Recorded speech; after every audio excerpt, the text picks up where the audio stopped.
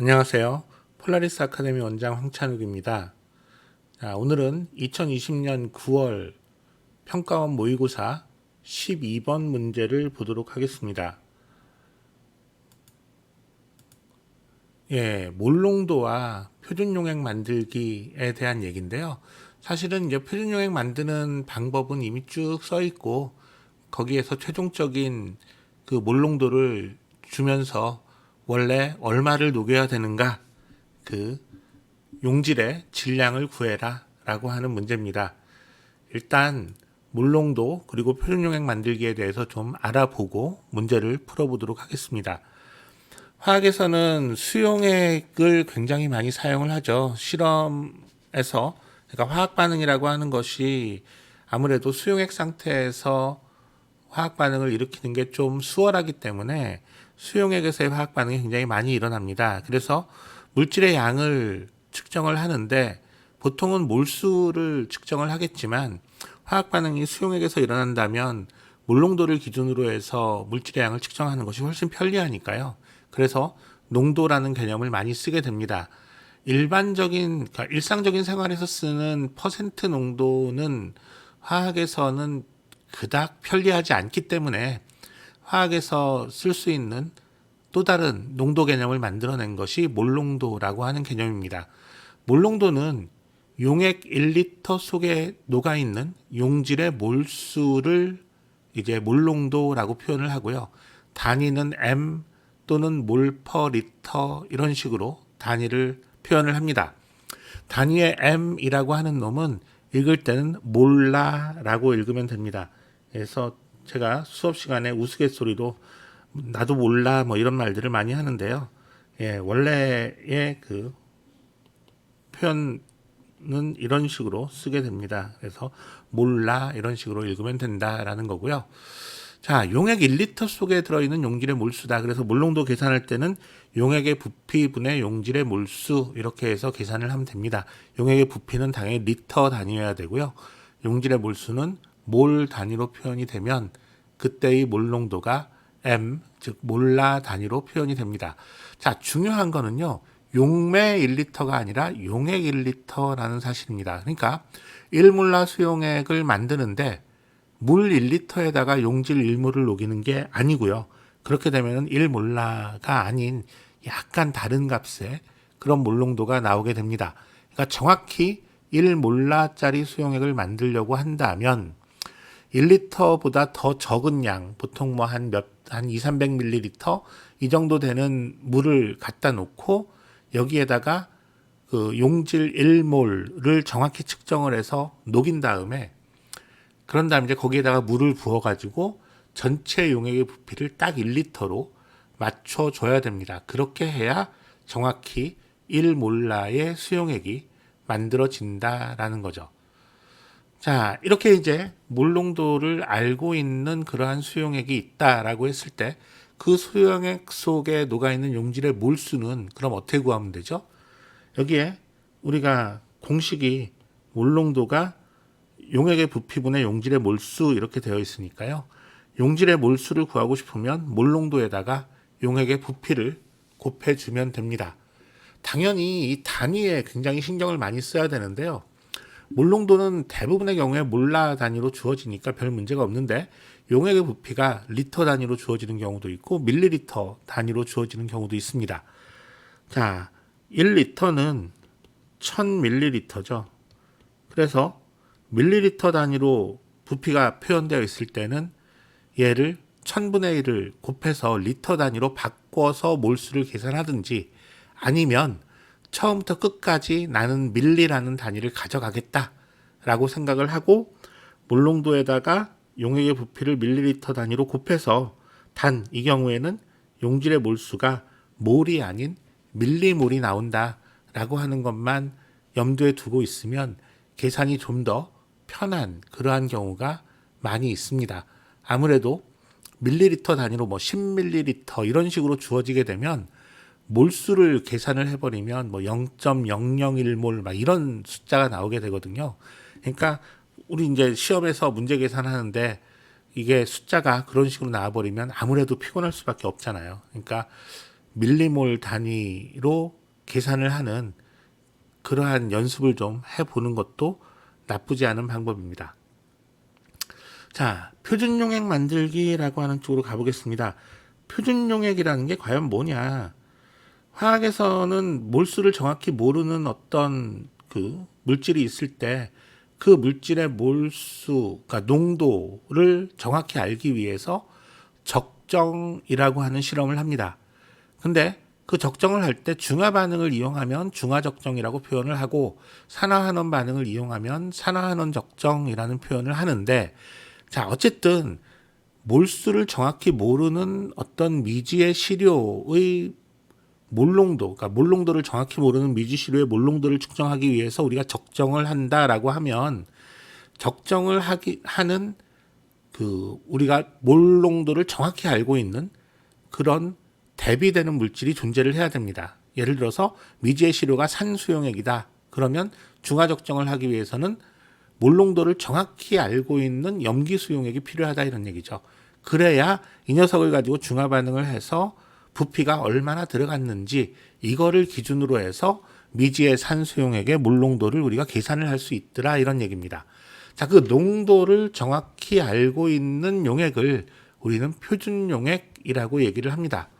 표준용액은 그 화학약품을 파는 그러한 그 시약상에서 살 수 있는 물건은 아니고요. 시약상에서 판매하는 시료들은 대부분 상당히 농도가 진한, 그러니까 농도가 큰 그러한 약품들을 판매를 합니다. 그렇기 때문에 우리가 표준용액이 필요하다 그러면 그런 농도가 아주 높은 놈을 가져다가 이 놈을 희석해서 우리가 원하는 몰농도를 가진 용액을 만들어내야 되는데요. 예, 그때 이제 필요한 작업이 여기서 말하는 표준용액 만들기라고 하는 작업입니다. 표준용액은 농도를 정확히 알고 있는 용액을 말하니까요. 정확한 용질의 몰수를 측정을 해서 정확한 부피의 수용액을 만들면 되겠죠. 보통 그때 사용하는 실험 도구가 부피 플라스크라고 하는 겁니다. 여기 사진이 나와 있는데, 플라스크라고 하는 것이 그 어떤 용액을 담을 수 있는, 액체를 담을 수 있는 그러한 용기이기는 한데요. 부피 플라스크는 어떤 특성을 지니고 있냐면 눈금이 딱 하나밖에 없습니다. 지금 이게 사진이라 잘 안 보이는데 지금 왼쪽에 있는 건 여기쯤에 눈금이 하나 딱 그려져 있고요. 예, 오른쪽에 있는 건 한 여기쯤에 눈금이 하나 그려져 있네요. 이 눈금이 하나밖에 없는 이유는 얘는 아주 그냥 딱 정해져 있는 그 부피를 측정하는 데만 사용을 해라, 이런 얘기입니다.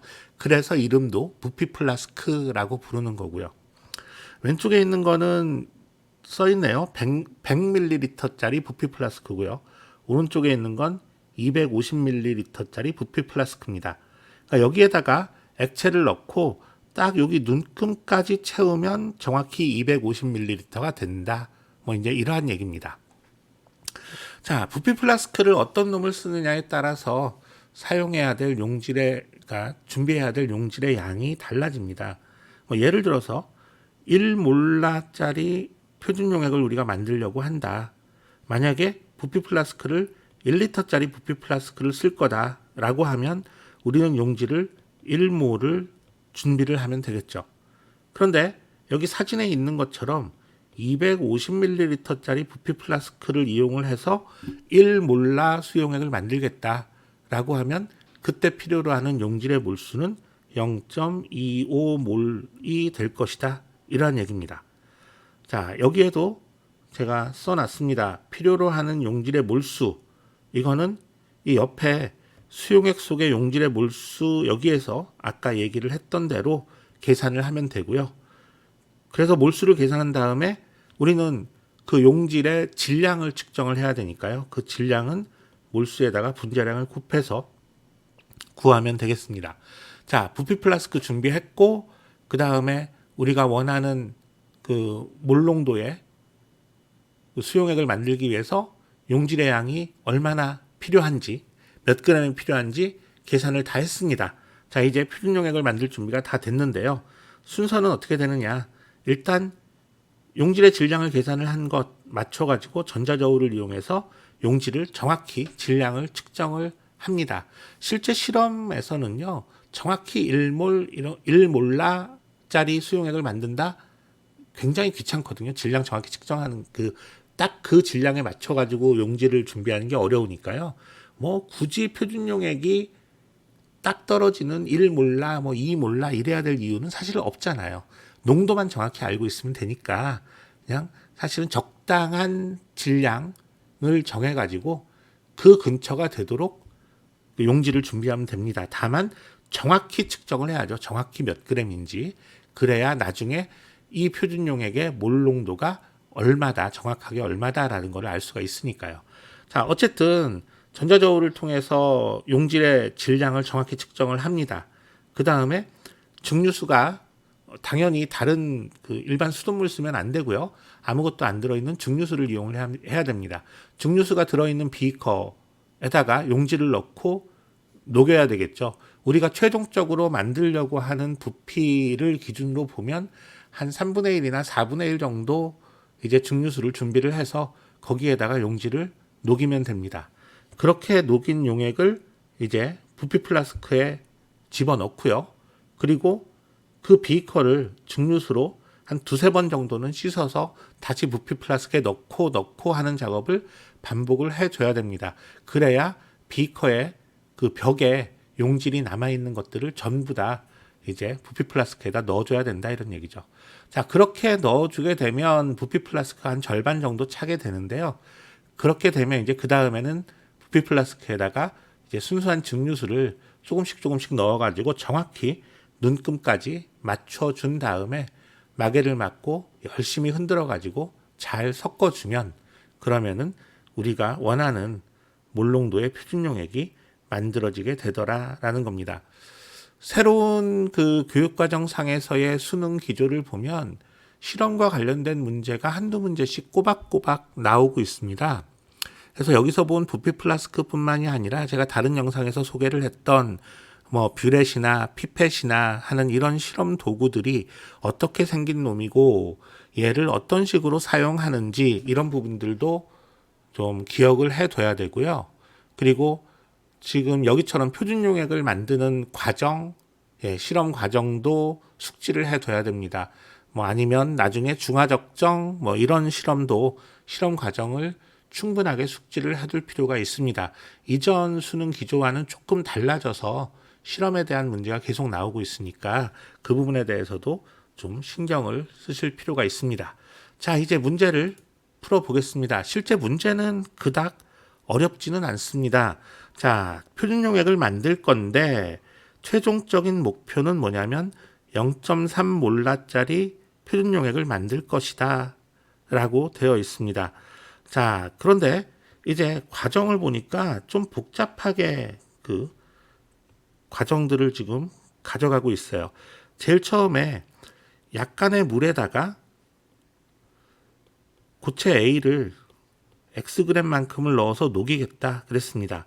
그리고 이놈을 몽땅 어디에다가 250ml짜리 부피 플라스크에다가 얘네들을 집어넣고 그 다음에 표시된 눈금선까지 물을 넣고 섞어 놓겠다 이렇게 됐네요.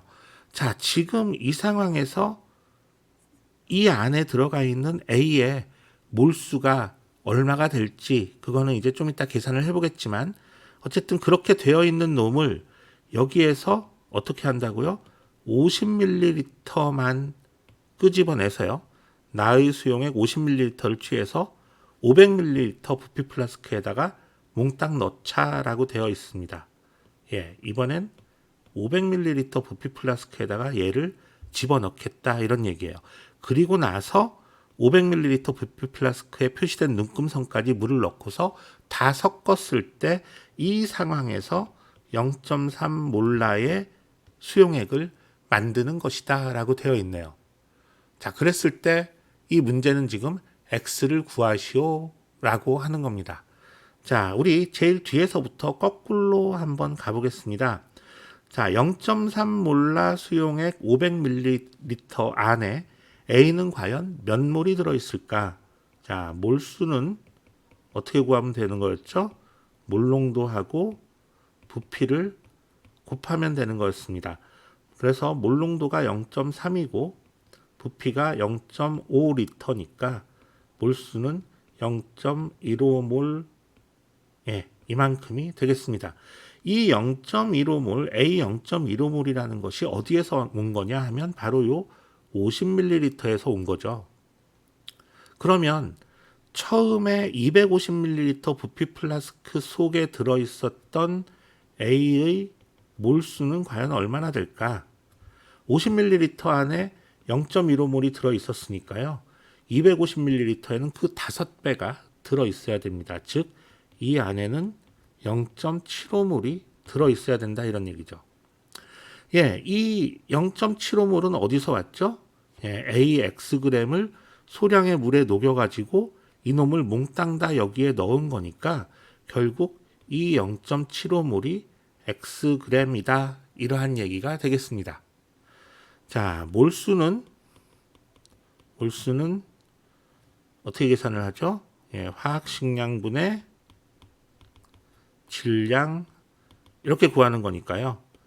자, 질량 X는 어떻게 구하면 됩니까?